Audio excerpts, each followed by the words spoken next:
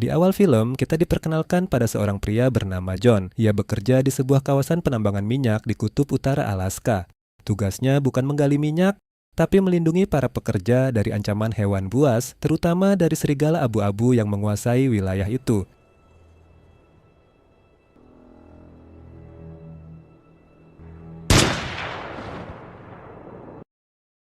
Namun di balik tugasnya yang berbahaya, John menyimpan kehampaan yang tak bisa disembunyikan. Sosok sang istri yang sangat ia cintai telah meninggalkannya. Kepergian istrinya meninggalkan luka yang amat dalam bagi John.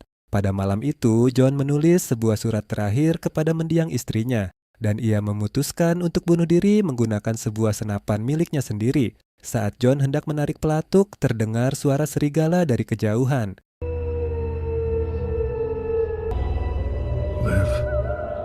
Segera ia mengurungkan niatnya untuk bunuh diri. Scenes pun berganti ke pesawat. Hari itu, semua pekerja yang telah berbulan-bulan menghabiskan waktu di tengah dinginnya kutub utara akhirnya diberi waktu untuk pulang.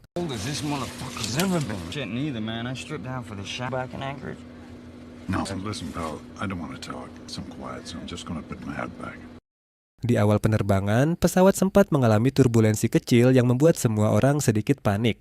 Namun untungnya pesawat bisa kembali terbang normal. Hingga beberapa saat kemudian, John yang tengah tertidur lelap tiba-tiba terbangun ketika guncangan hebat kembali mengguncang pesawat dengan kekuatan yang jauh lebih besar.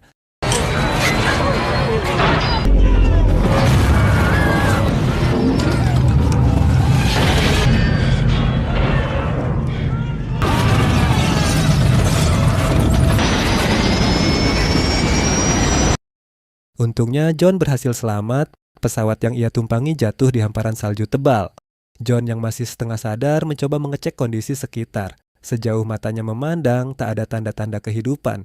Namun seketika terdengar suara orang meminta tolong dari arah pesawat terjatuh. John segera mendatangi sumber suara tersebut berharap ia dapat menolong orang itu. Sesampainya di sana, ia melihat beberapa orang lain yang juga berhasil selamat dari kecelakaan itu. John segera menolong mereka satu persatu.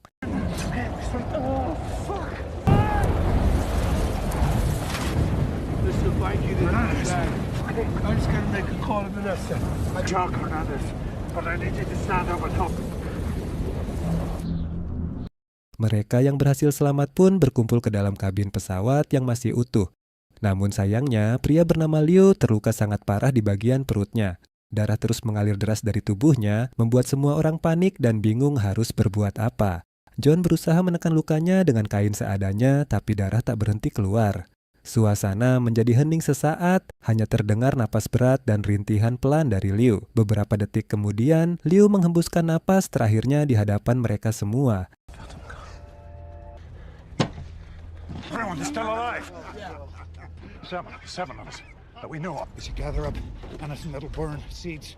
Setelah itu, mereka mencoba mencari barang-barang yang mungkin bisa berguna untuk bertahan hidup. Di tengah suhu yang sangat ekstrim, hanya satu hal yang paling mereka butuhkan saat ini. Api untuk menghangatkan tubuh dan untuk memastikan mereka bisa melewati malam yang begitu dingin. Saat malam tiba, John yang hendak buang air kecil tiba-tiba melihat sesuatu bergerak di tengah kegelapan. Ia memperhatikan lebih saksama, lalu segera berlari ketika menyadari itu adalah seseorang. Namun, begitu ia mendekat, John terkejut. Tubuh pria itu ternyata sedang dimangsa oleh seekor serigala. John yang tak tega melihat kejadian itu mencoba berteriak dan berlari mendekat untuk menakuti hewan tersebut. Tapi serigala itu malah menyerang John dengan brutal.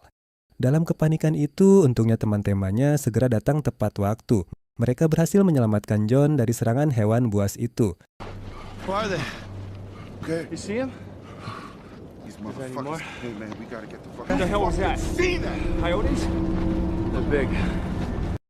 Di tengah api yang berhasil mereka nyalakan, John mengungkapkan fakta mengejutkan. Mereka saat ini berada di dalam wilayah perburuan serigala. Tempat di mana setiap makhluk asing yang masuk dianggap sebagai ancaman. John kemudian menginstruksikan agar mereka memindahkan tubuh para korban ke tempat yang agak jauh dari area mereka. Ia menjelaskan bahwa selama mayat-mayat itu masih di dekat sana, para serigala akan terus datang dan mengelilingi mereka.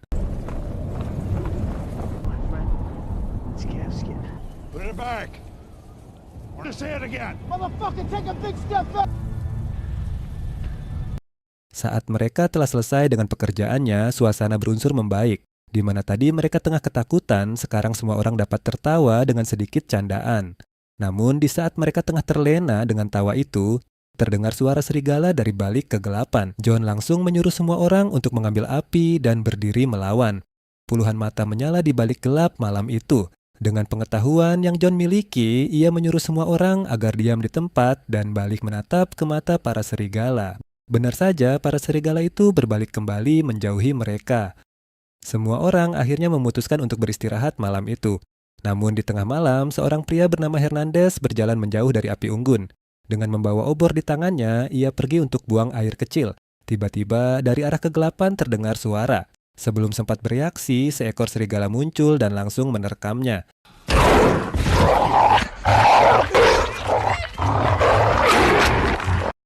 Saat pagi harinya, John yang bangun lebih awal mencoba mengecek daerah sekitaran mereka. Tak jauh dari sana, ia menemukan mayat Hernandez yang sudah tewas dengan mengenaskan di mangsa para serigala. Semua orang pun terbangun dan melihat tubuh temannya yang telah tewas membeku dari malam tadi. John memberitahu hal yang lebih serius tentang kawanan serigala ini. Kini mereka sudah dianggap sebagai makanan bagi para serigala. Ia menyarankan agar mereka pergi menjauh dari tempat mereka sekarang. Namun salah satu pria bernama Diaz menentang ide John. Ia mengatakan bahwa berjalan menyusuri hamparan salju hanya akan membuat mereka mati kedinginan. Menurutnya, pilihan terbaik adalah tetap di tempat dan menunggu bantuan datang. Tapi semua orang yang sangat percaya kepada John memilih ikut bersamanya. Mau tak mau, Diaz yang sangat meremehkan John pun mengikuti idenya. Setelah mereka berkemas dan mengumpulkan semua identitas para korban untuk dibawa pulang, John tanpa sengaja menemukan senjatanya yang tergeletak di antara reruntuhan pesawat. Namun sayangnya, senjata itu telah patah, terbelah dua. Di dalam sebuah kotak kecil, ia menemukan beberapa peluru. Satu-satunya hal yang masih bisa ia manfaatkan. God bless these men. Some of them are friends. And we could be lying here with them. Thank you for sparing us and helping. Keep that up if you can. Dan berangkatlah 6 orang yang berhasil selamat dari tragedi itu. Perjalanan mereka tak mudah, di mana angin yang begitu kencang dan salju yang begitu tebal mempersulit gerak mereka. Flannery yang berada di belakang begitu kesusahan memacu langkahnya, sehingga ia sedikit tertinggal dari rombongan. Saat ada kesempatan itulah, para serigala langsung menerkam Flannery tanpa ampun. John yang mendengar hal itu pun langsung berbalik kembali ke arahnya. Namun sayang karena salju yang begitu tebal, John tak sempat untuk menolongnya. Flannery pun tewas hari itu, kini hanya tinggal mereka berlima yang harus segera melanjutkan perjalanan sebelum para serigala itu datang kembali. Singkat cerita, hari pun mulai gelap. Tujuan mereka berlindung ke hutan sudah semakin dekat.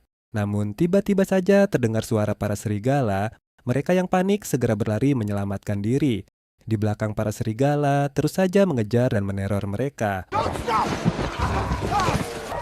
Run! Oh, baby, come on. Damn this thing. Just get it going. That's it.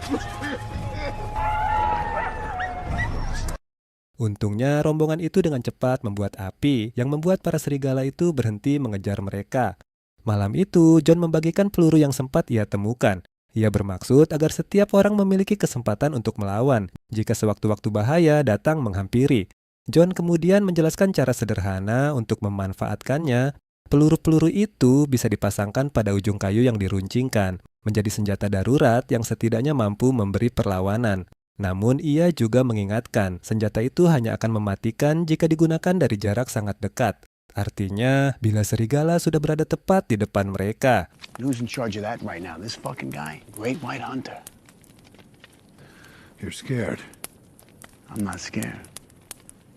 Diaz yang merasa dirinya selalu lebih hebat dari John mulai berulah lagi. Kata-katanya terus memancing emosi, membuat suasana di antara mereka memanas. John berusaha tetap tenang, tapi ocehan itu tak juga berhenti. Teman-teman mereka mencoba menenangkan, namun Diaz justru semakin menjadi-jadi. Ia menantang John untuk berkelahi, seolah ingin membuktikan siapa yang lebih kuat.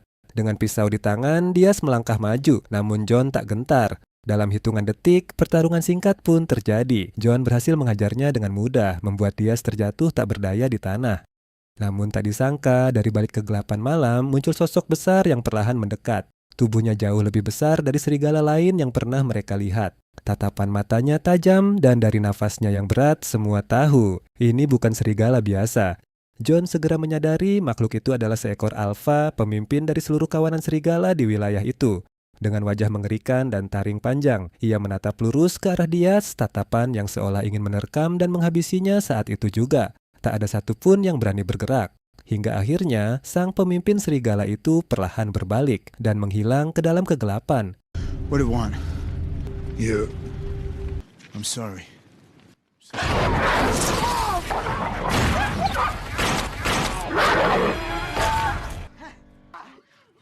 Ideas. I think you got him. Malam itu, mereka memanggang daging serigala yang berhasil mereka bunuh. Tak ada pilihan lain, persediaan makanan sudah hampir habis dan hawa dingin semakin menusuk tulang. Aroma daging panggang tercium di antara api unggun kecil, sementara mereka menyantapnya dengan penuh rasa lapar dan tawa kecil yang jarang terdengar. Untuk sesaat, seakan ada secercah kemenangan di tengah penderitaan mereka. Diaz yang terbawa suasana kemudian bertindak ceroboh. Dengan wajah penuh kesombongan, ia memotong kepala serigala itu, lalu melemparkannya ke arah hutan sambil berteriak dan mengejek kawanan serigala yang mengintai dari kejauhan. Namun beberapa detik kemudian, suara balasan terdengar dari kegelapan.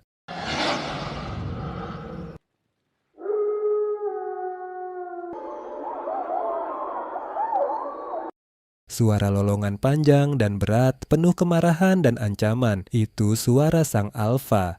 Begitu mengerikan hingga membuat semua orang terdiam dan menyadari bahwa malam itu mereka baru saja memulai perang yang sebenarnya. They're calling us out. Wolves are the only animal that will... Beberapa jam berjalan, mereka sempat berhenti untuk beristirahat. Obrolan kecil di antara mereka terdengar, seolah mencoba mengusir rasa takut yang perlahan tumbuh di dalam hati. Namun tiba-tiba, salah satu dari mereka, seorang pria bernama Burke, mulai bertingkah aneh, matanya kosong, pandangannya melayang ke arah yang tak tentu. John segera menyadari ada yang tidak beres. Ternyata Burke mengalami hipoksia, kondisi ketika otaknya tidak mendapatkan cukup oksigen. Mereka pun mencoba untuk menyuruhnya tenang dan segera tidur.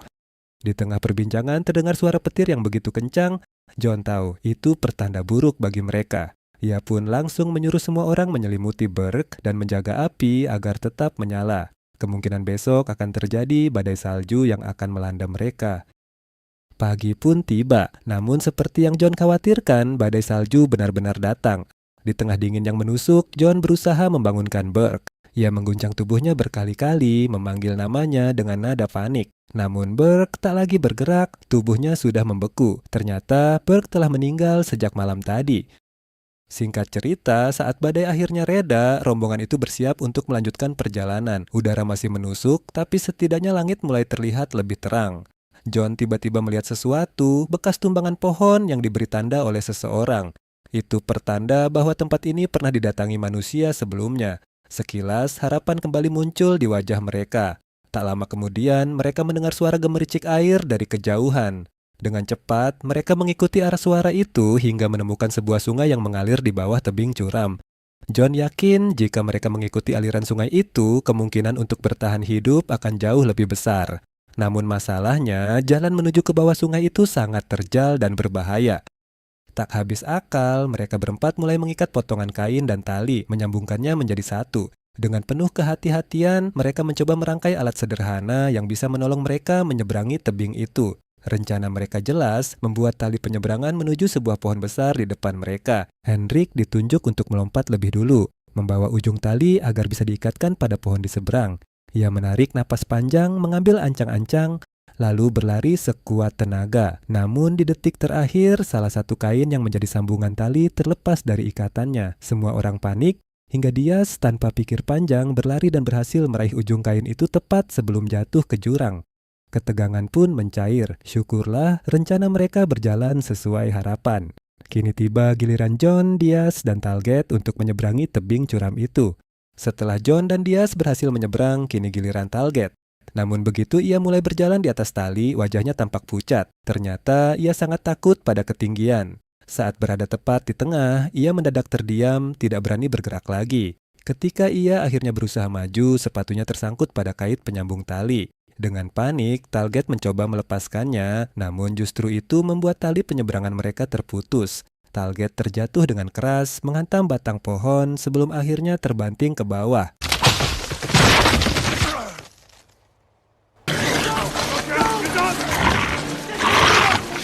Talget pun tewas dimakan serigala. Dengan terpaksa, John, Diaz, dan Henrik kembali melanjutkan perjalanan mereka.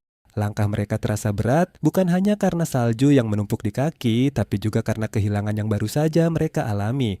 Setelah menembus hutan dan badai yang tak kunjung reda, akhirnya mereka menemukan sebuah sungai yang mengalir di antara bebatuan es. Bagi mereka, itu bukan sekadar sungai yang terisi air, melainkan tanda kehidupan, satu-satunya petunjuk arah untuk pulang. Kini, mereka hanya harus mengikuti aliran sungai itu dengan harapan kecil bahwa di ujung sana masih ada dunia yang menunggu mereka kembali. Namun dari arah belakang, Diaz yang mulai lelah dan sakit pada bagian kakinya, mengatakan suatu hal yang tak terduga jika ia tak mau lagi melanjutkan perjalanan pulang. Diaz yang menyerah duduk dan enggan berjalan kembali. John mencoba menguatkannya jika mereka akan membawanya sampai ke pemukiman. Namun Diaz berkata jika ia tak akan pergi kemanapun, ia sudah sepenuhnya menyerah dengan keadaannya sekarang. I don't need to. Not waiting for me back there. Get drunk all night. And look at that. I feel like that's all for me. My first name is John. John Otway. Thank you. Mereka berdua pun melanjutkan perjalanan.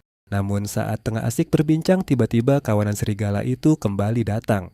Mereka pun melajukan langkah secepat mungkin. Henrik yang hampir disusul oleh serigala tergelincir ke dalam derasnya sungai. John yang melihat hal itu tak tinggal diam, ia melompat mencoba menyelamatkan Henrik. Saat ia berhasil menggapainya, kaki Henrik terjepit di antara batu di dalam sungai. Hal itu membuatnya tak dapat muncul ke permukaan. John memberikan napas buatan kepada Henrik yang berharap Henrik dapat bertahan lebih lama di dalam air. Ia pun terus berusaha sekuat tenaga menariknya keluar. Namun dengan air yang terlalu banyak ia telan, Henrik pun tewas meninggalkan John sendirian. Do something. Motherfucker. Bitch! Fuck Faith! I need it now, not later! Singkat cerita, John yang kini berjalan sendirian akhirnya berhenti. Di tengah hamparan salju putih yang sunyi, ia membuka semua kartu identitas para korban. Nama demi nama, wajah demi wajah yang pernah bersamanya. Ia menatap foto-foto itu satu persatu seakan mengenang setiap jiwa yang pernah berjuang di sisinya. Di dalam hatinya, John tahu, mungkin inilah akhir dari perjalanannya. Tak ada lagi rasa takut, hanya ketenangan yang aneh. Sebuah penerimaan terhadap takdir. Namun di tengah kesedihannya itu, sosok sang alfa perlahan muncul dari balik kabut salju. Langkahnya tenang tapi penuh wibawa. Tatapan matanya tajam seakan menantang John untuk bertarung, 1 lawan 1. John menatap balik tanpa rasa takut. Baginya, kematian bukan lagi sesuatu yang harus dihindari. Ia tahu hanya ada satu cara untuk mengakhiri semua ini. Menghadapinya bukan melarikan diri. Dengan tenang, John mengikat pisau di satu tangannya dan menggenggam pecahan botol kaca di tangan lainnya. Itu bukan sekadar persiapan untuk bertarung, melainkan simbol dari perlawanan terakhir seorang manusia terhadap takdirnya sendiri.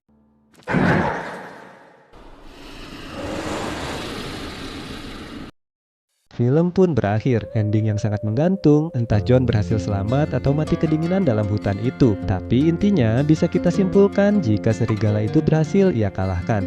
Dan motivasi yang dapat kita ambil dari film ini adalah, di dunia yang sunyi dan kejam ini, manusia tidak hanya melawan alam, tapi juga dirinya sendiri. Mereka berlari dari dingin, dari serigala, dari maut, tapi sejatinya yang mereka takuti bukan kematian, melainkan kesepian dan arti hidup yang perlahan memudar. John berdiri sendirian di tengah salju, bukan karena ia ingin bertarung, tapi karena ia menolak untuk menyerah. Ia tahu mungkin tak ada yang menunggu di ujung jalan itu, tapi keberanian bukan soal menang atau kalah. Keberanian adalah terus melangkah, bahkan saat tak ada lagi alasan untuk hidup. Kita semua akan sampai di titik itu, di mana tubuh lelah, hati kosong, dan harapan seolah membeku. Tapi di sanalah manusia diuji. Apakah ia akan menyerah seperti angin yang berhenti berhembus, atau berdiri menatap badai dan berbisik pada dunia, "Aku masih di sini." Terima kasih yang sudah menonton video ini hingga akhir. Jangan lupa